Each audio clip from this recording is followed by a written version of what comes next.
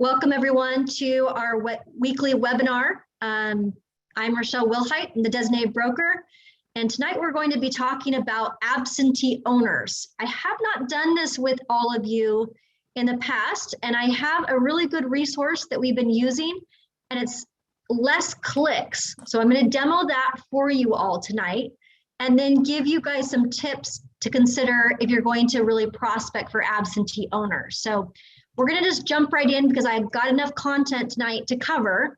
But if you have questions, you guys know that you can just simply send a message to the group chat. And that way, if we need to cover some other material or you need questions answered or just want to comment, we'll mute everybody's line so we can have enough time to get through everything. So Rochelle, is there a way of getting Tina on the call, my partner? She just needs to use the Zoom link. And then I know, we'll just except add her. I can't figure out how to get back to the email. How do I do that? Next week we can put her on if she wants to jump on. on. She wanted to listen to this one. Well, we'll record it. So how about that? Okay.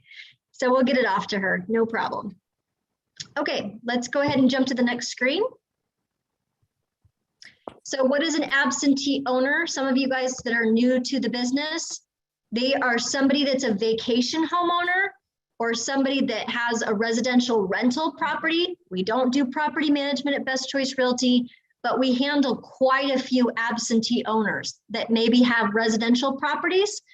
They may live in Texas, they may not, and they have properties here in Washington.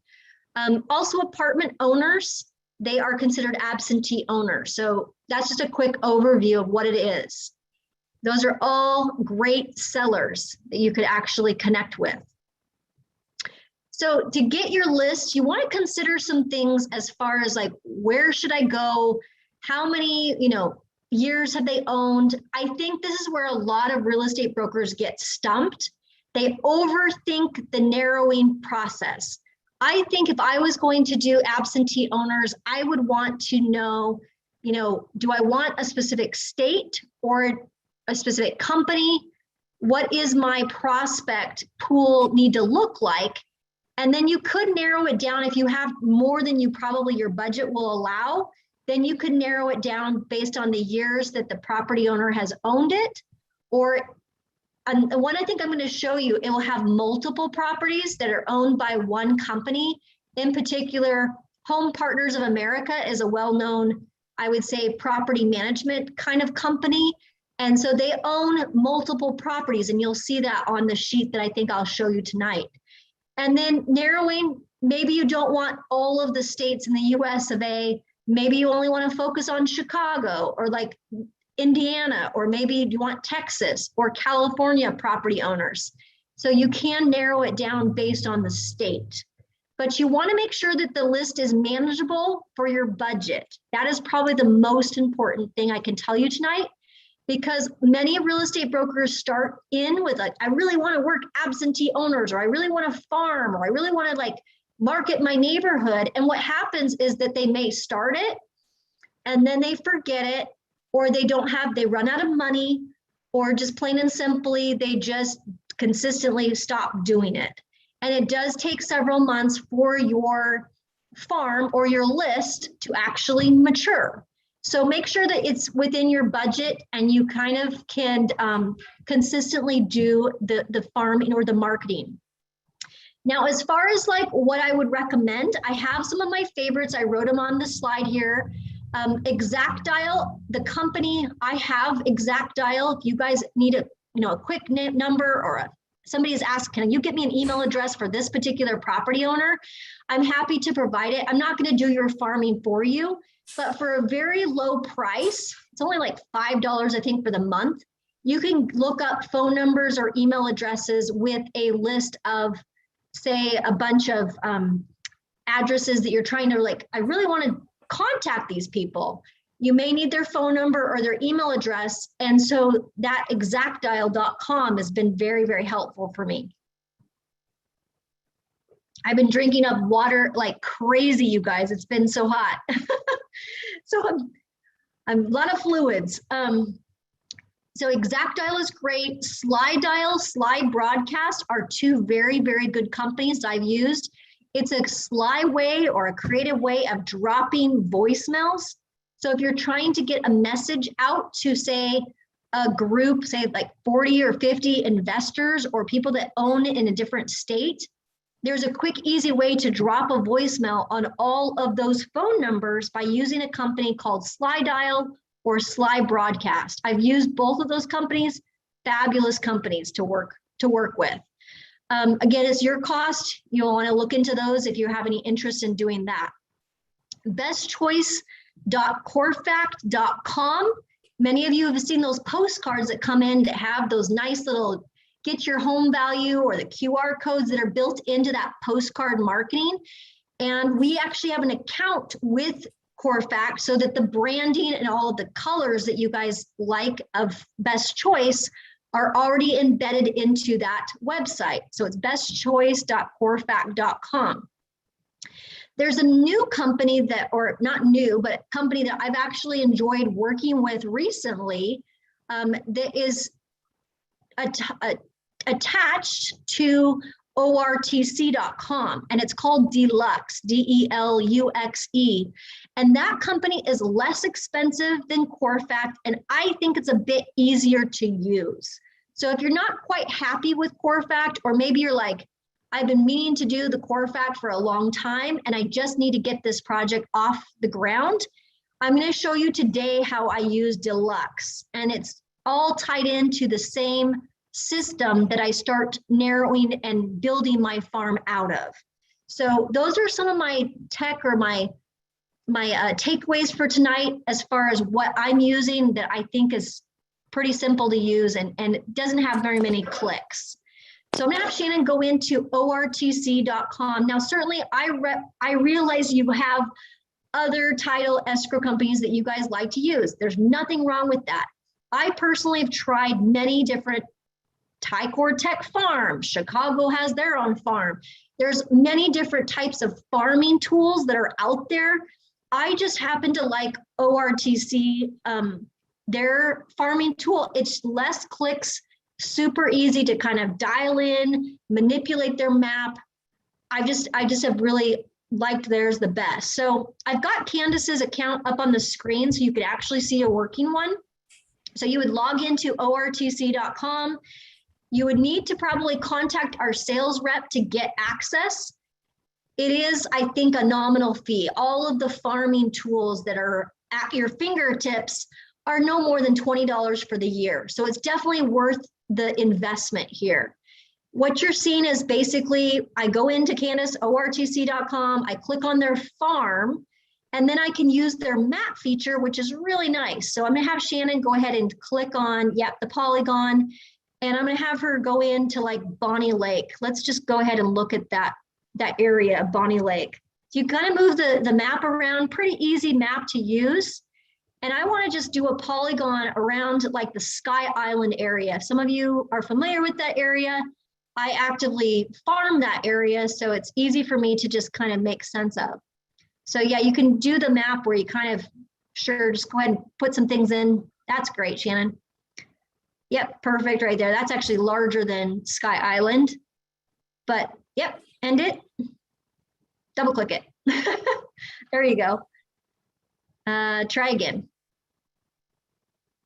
I'm demoing with Shannon, so she's learning on the job here. So we're gonna go with the, just go ahead and grab a smaller little area, zoom in. Click on, we could just do a radius, that's fine.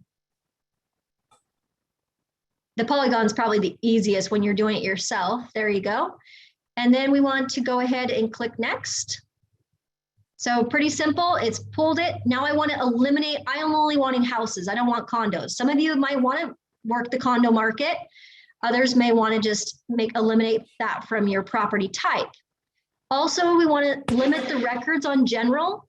This is where you want to determine your budget. So I click on limit records, and I'm going to be just like, I want 250. That's all I want. Can you mute that? Okay, and then the next thing I'm going to do is go over to custom filters. And that's where I want to indicate that I want, custom filters. And I want to indicate anything that's out of state. I want to change that to yes. Pretty simple to do. So now it's going to basically find anything. I want 250, limit it to that, my budget. And I want to indicate anybody that's out of state, that's an absentee owner. Okay, and there's certainly other things you can do, but that's all I want. I want to keep it very easy to find, and I certainly want it pertinent to the area that I'm mailing to. Okay, that's all I have to do, Shannon. So then I can save it. There's a little green button that says Get Count, and it found 135. So we did a small enough area that I didn't even exceed my budget. I can maybe go back and find another radius if I was looking for more, like more than 250. Okay, so that once I've got that, I've got it in my queue, I can set it up. So you can see all of the 250 or the 135. And what's interesting is I want to see how the owner's name, it's got like IH4 Property Washington. A lot of those are bigger companies. Like I told you, Home Partners of America, a lot of these bigger entities that are based out of Texas or based out of Arizona, they are all under that property owner's name. And I want to maybe exclude those. And I'm just looking for those property owners like Sean Alexander or Jeffrey Baumgarten. So there's a way to do that. I won't show it to you guys on the call tonight, but it's super easy to use this farming tool and just isolate those properties. I could just quickly do some labels, or I could go right into CSV Core Fact, or I could just go right into third-party export. So right into export function, there's where the deluxe branded marketing would be. Or you can just log into your Core Fact account right there. So I'm gonna go into export on deluxe. Shannon, if you can click that. So you can see how easy it is to get to that point. Certainly want to make sure what you see on the screen is what you do want to mail to, but very, very easy to use. Notice that Shannon maybe clicked like 10 clicks tops just to get it to this point. They have ways you can custom upload, which is what I've been doing, is custom uploading with our Lori, with our marketing department. But if you're just like, let's get this out, I've got a just listed card I want to send out, you could simply just go here and you could do the jumbo 8.5 by 5. The reason I like deluxe is it's less expensive than Core Fact. So you guys may like Core Fact, and I love Core Fact too, but I'm a little bit more budget conscious about this particular farm that I want to do. And notice it has pricing and turn times that are very, very nicely done. And it's super easy to use. I can decide how I want to fill it in, put the property price, and fill in some of the details here. And then it's literally not very hard to get it out. So we'll keep it going, Shannon. So pretty simple to use deluxe. Continue, there's like 4 steps. Upload a photo and confirm, and it goes. So, and you definitely don't want to use the realtor logo, you guys. If you're not a realtor, you can't use the logo. If you want to use the MLS logo, you can include that. And then you want to name the order so that you have it for future reference. We have some people that are coached, and sometimes your coaches want to see, why are you not having good success with postcard marketing or direct marketing? And sometimes it's because of the message or what you guys selected, or it could be the farm that you're wanting to do. Notice Shannon's just going ahead and plugging away as I talk. Pretty easy to do. As you can see, she's just plugging and playing right into the system. Drag it right on up. And there you go. So you can see how easy that, I would say pretty easy, much easier than Core Fact to build right from this product. Very nice. Okay, super good. All right, next, I think there's a bottom screen that says continue. It's downloading and building your proof, uploading the photos. But I think what a lot of you have missed is like, you overthink it. You think, oh, I have to wait for my title company. I got to call customer service. I got to do all of these steps, when actually, if you just get yourself your own account, you can build this in no time at all. I mean, in just 15 minutes, we built this this postcard to go out. And it's not very difficult to do. So if you look at the pricing, or you need to crop it or rephrase, I mean, you have the ability to do that. Once you approve the proof, the pricing and sizing is there, and it's less expensive. I've priced it out between Core-Fact and Deluxe. Deluxe is less expensive. And yes, I've prospected, Patrick, for buyers or for sellers. But for this type of absentee owners, you're prospecting for sellers. So you may want to sprinkle in that you're a listing agent, or that you have, especially if you have a listing in that particular farm area, or a recent listing in that particular city or zip code. You may want to get that out to your absentee owners, just to show that you're very active in that area. So it's a very good question. Are we messaging to sellers, or are we messaging to buyers? For absentee owners, mostly for sellers. That's what we're really shooting for. We want that opportunity to list that property when they decide to put it on the market. And there's a lot of people from outside of our state who are looking at some of the state regulations and the problems and the challenges that we're experiencing. And they're thinking, you know what, I want out of Washington, or I want to do a 1031 exchange and maybe reinvest in another area, or another price point, or another property type. And there you will, if you're top of mind, most likely you would get the listing. So the messaging, some of you ask me, well, what's working? What have you seen that really is standout marketing?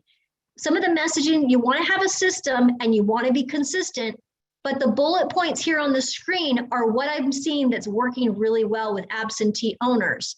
So lots of statistics about the market. I know Ben and Steven, they're doing a great job in Tacoma of knowing their market.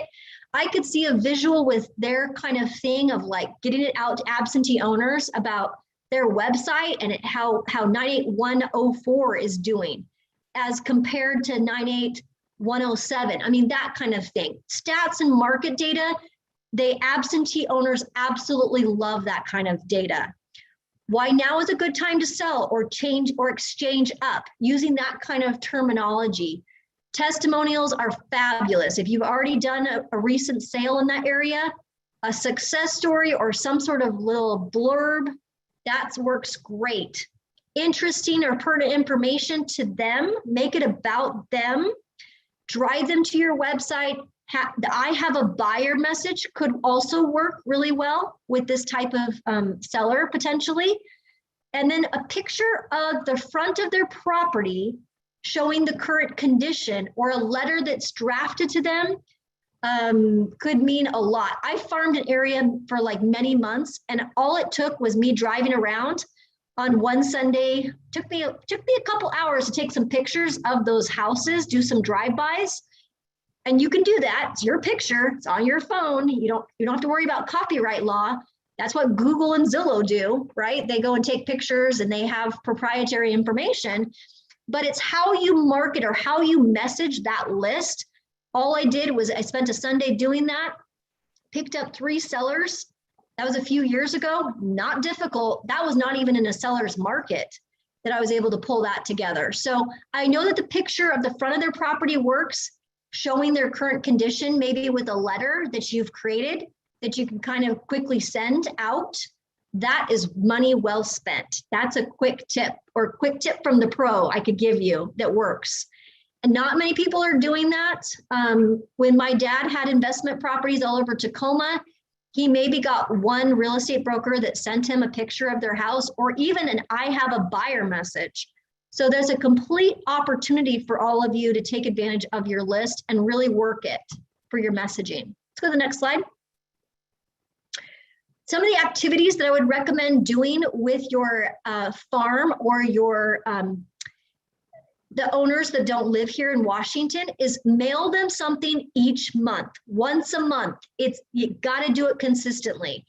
If you do it every other month, it's not enough. You do have to do it. That's why I say you need to consider how much money you are able to spend with something like this, because you will need to do a mail piece each month with that. So think of your budget and work backwards from that end in mind, that you need to do a mailing each month. If you have an email address, they should be emailed at least once or twice a month. and then it called at least quarterly at a minimum. If you don't have their phone number, exact dial is who I would use, and the exact dial is pretty accurate. Or you have a way of using the title company, and sometimes you can pay the title company, but oftentimes they will recommend that you get the data from a different data source, like exactdial.com. So at a minimum, call them quarterly. When you make these types of contacts, you want to build rapport, you want to spark some interest, ask some questions to determine their motivation. If they say they don't want to sell, ask if they would be interested in buying something else in a different area, or that you have contacts across the nation that may be able to help them in buying. Sometimes with the absentee owners, you get them on the phone and they actually want to keep their investment, and that's great, but they may have other areas that they've invested in. Ask them about investing in other areas besides, say, Tacoma, or say that they may want to invest in the condo market, because we're seeing some opportunities where they can go in and get some money off the condo market downtown, for example. I helped an investor buy a condo even during the riots. There was a great opportunity that came on online, and he was like, wow, I can't believe nobody else is offering. It's a seller's market, but in that particular time, it was a buyer's window of opportunity that we exploited. So a good real estate agent will know how to advise their investors on when to buy and when to sell. And so you want to ask their needs, their motivation, and their timing so you can properly follow up. Always put them in your pipeline, always add this into your follow-up campaigns. That makes emailing once or twice a month very easy. You pretty much could set it and forget it. So as far as like the setup, this doesn't take much time. As I showed you guys, it's 15, 20 minutes just to use the ORTC app or their website to get this set up. And then it's probably a little bit of time to make those emails or make those phone calls. And that's it to make that many contacts. Let's go to the next slide. Some of the tips that I would say for contacting this type of client where the owner does not live in the home is to understand or get some training on how 1031 exchanges work. You do need to know how those exchanges happen. You don't have to know about the tax. You always want to refer them to a tax professional for those types of questions. But if you are well versed in 1031 exchanges, you pretty much can answer their questions about how much time they have, what do they need to change into, what are their options, and what are the exchange companies that they should be using in the pertinent state that they're exchanging. And there's many of the exchange companies that are willing to help you and provide that level of support that you may need. So you want to have those companies available and ready for giving the names and phone numbers out to your clients. Understanding the stats for the area you are marketing. You do need to spend some time and knowing the price per square foot, the temperature. Is it an inventory, under 2 months of inventory, greater than 4 months of inventory? That will determine oftentimes for residential whether it's a seller's market or a buyer's market. That's what many people understand as the market temperature. Is it more favorable for the sellers or is it more favorable for the buyers? In the example I gave you with the condo downtown during the, during the kind of the really unattractive time to go show properties, I was up there showing a condo unit, a penthouse suite, because the market temperature for that period of time was more for buyers than it was for sellers. Know where those temperatures are. Know when the inventory increases substantially. Know the median and average price points for that particular zip code. Don't rely on some of the, I would say, the third-party lead aggregators to give you that information. You have that information on the MLS under InfoSparks and Fast Stats. That's easy to pull up a zip code and get that data before you start marketing. Before you rush to do a CMA, because a lot of the conversations that you guys are going to experience if you do prospect for these types of sellers, before you rush to do the CMA, you've got to get really good at asking these questions. What price would they be looking to sell for? What would be the time frame for putting the property on the market? What goals are they looking to accomplish with the sale?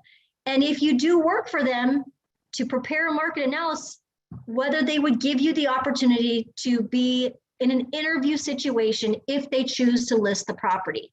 So before you just hurry and do their market analysis, make sure you actually ask those questions. That will set you apart from being a rookie agent who just is constantly learning how to do CMAs by doing the CMAs, and asking questions to determine the motivation and the timeline. Certainly with the market like we're experiencing right now, where there's less than a 1 month supply of inventory in many areas we service, I would not want to be doing a CMA if the seller I'm talking to says, Rochelle, I'm probably not going to be ready to list my property that's currently being rented until October when that lease is up, or when I'm having to do a 1031 exchange and I have to get the thing on the market, but not until 30 more days. I need to kind of evaluate my portfolio and I need to understand what that looks like. If your seller or that lead that you're talking to on the phone is telling you these types of things, don't rush out and do a CMA. Ask more questions to understand and build rapport. And then explain to them the market changes right now in the Seattle area on a daily or weekly basis. So if I was to do a CMA for you today, it would not be indicative of what you would sell for in a month. But what I can do for you is help you understand the trends, send you information, follow up with you, keep in contact with you, add you to my regular marketing, my weekly contact list, so that you can really watch that marketplace closely. Would that be something you would be interested in? And don't just go out and do a bunch of CMAs. You will burn out. I will tell you that right now. That's not the way to work these types of clients. Next slide. The last thing I have is just a script, another kind of helpful script that I've used. What if the seller says something really kind of out of line? They might be an investor, pretty savvy. You really want to stay cool. That's pun intended, right? Stay cool. I can appreciate that this is a number that you really like. I'll only sell if you can get me 1.5 million. And you know for fact that the average price point is 750. So they've kind of given you this ridiculous out of line price range that they're really trying to obtain. But you want to keep cool and just keep your focus. That you kind of want, I can appreciate, be very respectful in your communication. I can appreciate this number of 1.5 is important to you. And properties are selling anywhere from 750 to 950 currently. So just like keep your cool and just kind of respond to them and give them the facts. And even if they're unrealistic, you want to let them know that you understand and you've listened to them, and that they've expressed interest in knowing more about the marketplace. You want to move them to your warm category, contact them a bit more frequently, but the next time that they have trouble or they're thinking about selling, or they kind of like get realistic, they'll be thinking of you because you're staying in contact and you're giving them the facts. So don't discount the fact that they give you a way high price, or that they kind of are unrealistic with you about their expectations. You can work that out over time, okay? I think that's all I had to share with you guys. Wow, I'm at 6:02. I talk like very fast. I apologize. I think that's one thing you guys learn about me is I talk very, very fast, but meaty content. I wanna make sure that we had enough time to get through all of the content tonight. But yeah, let's just open it up for a few questions. If you guys had some questions for me, I'd be happy to take a couple.